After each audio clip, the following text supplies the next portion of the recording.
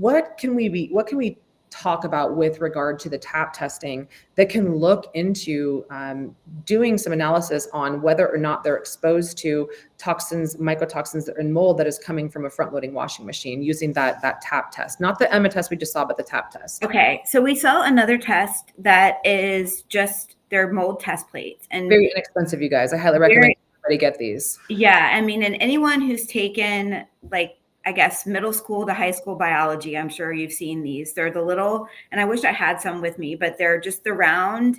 Paula, can you show the image of it on the website so that you guys can see exactly what we're talking about, how they can purchase them? They're round agar test plates about this size. This isn't one of them, but they're about this size.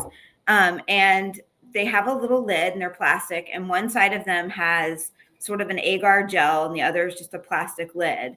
And you can use them to open and set out in a room on a flat surface and let them sit for an hour and close them up and let them incubate. And they come with a little test results page that helps you read as far as how many colonies grow on your plate, what kind of sort of risk to your health it is inside that space. But what I really love them for, and what Dr. Diane's talking about, is using them for tap testing. And this allows you to be your own detective.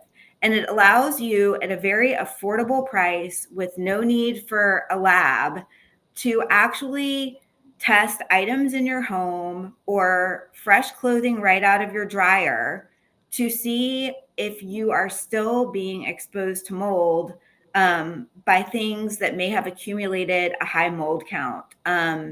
Maybe from your dog coming straight in from the outside and, laying in your laundry basket, or it might be actually from your washing machine itself. But what I tell people to do is, if you suspect that your washing machine does have mold in it that you can't see, do what you normally do, wash your clothes, dry your clothes, and then use the plate. And what you'll do is, like, say this is your shirt hanging up, you'll take the side of the plate that has the agar on it, and you'll just do like 3 gentle taps on it just to kind of dislodge spores. You'll take it away, close it up, and incubate it just like you would for an air test. And if it's got high mold on it, freshly washed, you know that you've got either a mold situation in the room where you're keeping your clothes, or your washing machine has high mold counts on it. And typically, if it's a front loader, you're going to need to keep it cleaner than a regular washing machine, because just by design, they don't fully drain the water and they don't fully dry out. So they harbor mold.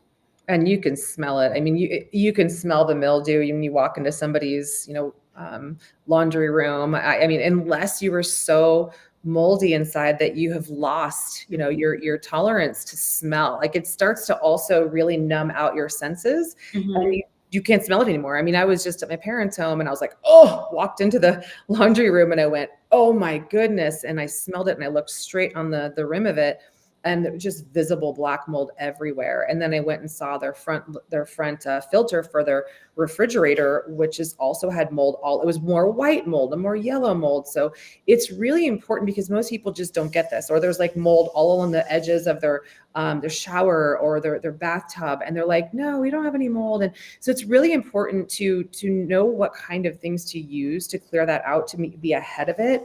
And to also be open to that this is a thing for everybody at this point.